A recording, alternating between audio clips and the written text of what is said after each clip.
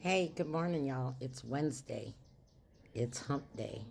But I wanted to do this video to talk about my journey in addiction.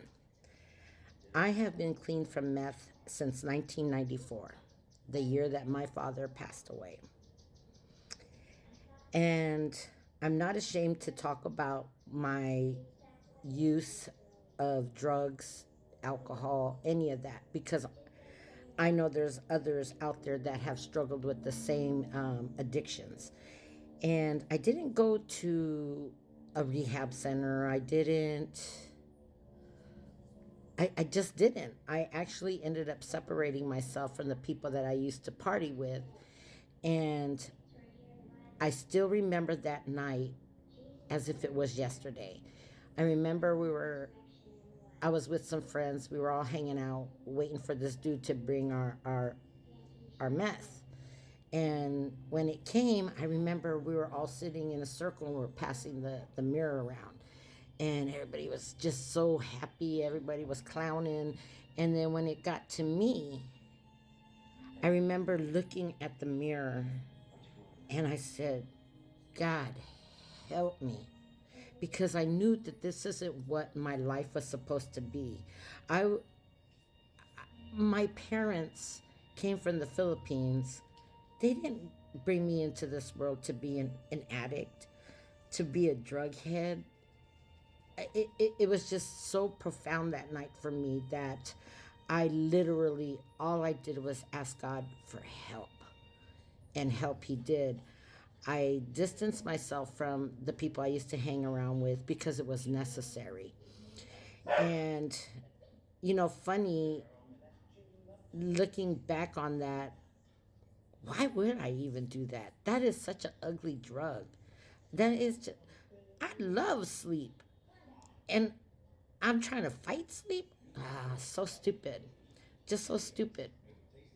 But my ex, when we were going through our situation of divorcing, and I know there was hurt feelings, and I know that he spoke unkind stuff to me about me to his family, that when I got into it with his sisters brought up my drug use.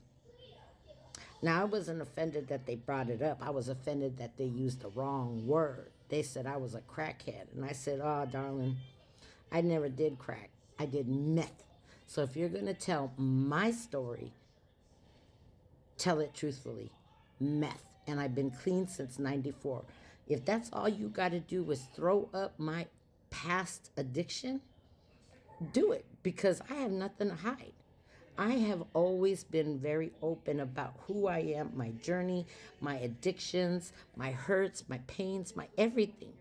So when people think, and they don't know me, I never had conversations with them for them to even bring that up. So I already knew where the source was coming from. But if that's all you got to do is throw that up, baby, by all means do so. But it took a year or so for me to finally get out of that tweaker mentality. And literally, I could, if I was around somebody that did meth, tweak, it wouldn't even phase me. It would not even tempt me. And it's been 2 years, 2.5 years since I last smoked weed. I've been smoking weed since I was 17. I am 58 now. And it's weird because I remember praying. I was like, Lord, take away anything that's not appeasing to you. Because I smoke Newports. Oh, I love my Newports, yeah. But that was the one thing that I thought that God was going to remove. But it was the weed. And I was like, but Lord, it comes from the earth, Lord.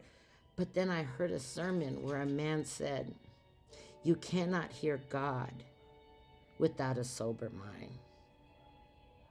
And that was so wow. Because you think weed isn't harmful, but actually it changes your train of thinking. It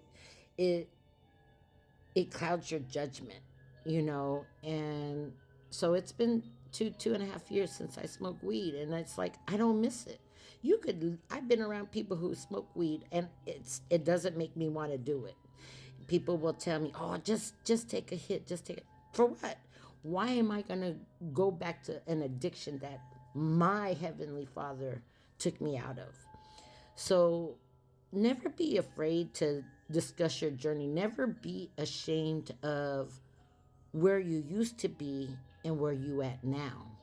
Because let me tell you what, God has made me so much stronger in that really it doesn't faze me. You can talk about me all you want, but what you won't do is lie on me. Ask me anything and I'll tell you. So, the same with alcohol. I don't really drink alcohol anymore, not like I used to.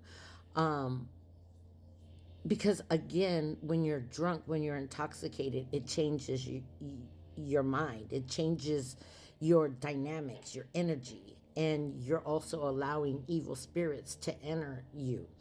So it's like you got to heal from the things that make you want to do things to cover up, because what's going to happen is for that moment, just for that moment, when you're in that addiction, it makes your problems, makes your situation disappear for just that moment. But guess what?